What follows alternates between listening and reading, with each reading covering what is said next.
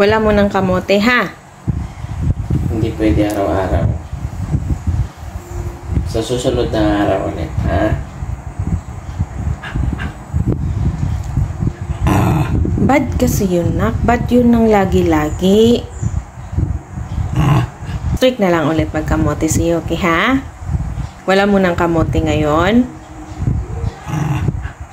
Ha? Hindi pwede?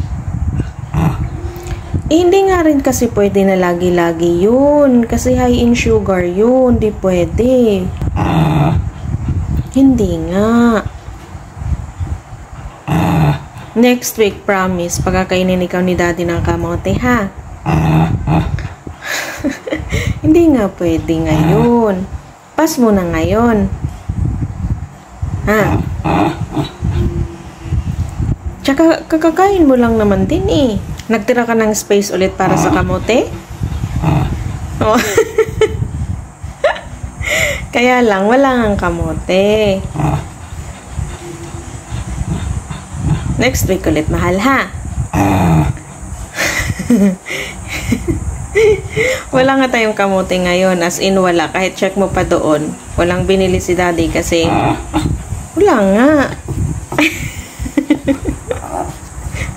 Next week, promise, bibili si daddy ng kamote ni Yuki. Kasi nakailang araw na ikaw ng kamote. Okay na? Hindi. Sa susunod na araw. Huwag araw-araw kasi, di ba, nakain ka ng kamote, tapos kumakain ka ng mangga, tapos minsan kumakain ka pa ng saging. Hindi pwedeng kasi bawal naman sobra-sobra doon. So, kumain ka kahapon, wala ngayon, pwede bukas. Tapos sa susunod na araw, wala naman. Tapos sa susunod na araw, pwede naman. Ngayon, magmangga na lang muna ikaw, no? Magmangga na lang muna ikaw. Ha? Mangga na lang ikaw? Gusto mo mangga? Ha? Ha? O bukas daw. Bukas na lang. Imbes na next week, sige bukas daw. Bibili ka ni daddy ng kamote. O kaya, pag naglako si ate mamaya, pag may kamote, bibili na lang ikaw. Pero hindi pwede ngayon. Kainin. Ha?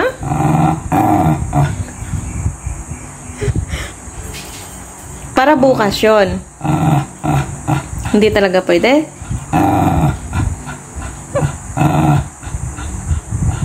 Sige, hintayin natin si ate kung dadaan, ha? Baka may kamote, no? Opo. Abangan mo yun sa ate. Gulay! Yung ganon, diba? Bibili na mamaya. Pag nagnako si ate, bibili tayo. Kakain ka araw-araw. Okay? Opo. Kakain ikaw mamaya. Pag nagnako si ate. Opo, bibili kita. Oo. Para makakain ikaw ng kamote araw-araw. Opo. Pero sa ngayon, maghintay muna tayo. Kasi nag-almusal na ikaw, di ba? Di ba? Oo. Sabi ko, wala mo nang binili si daddy ngayon. Pero dahil gusto mo, sige, bibili tayo mamaya pag nandun si ate, ha?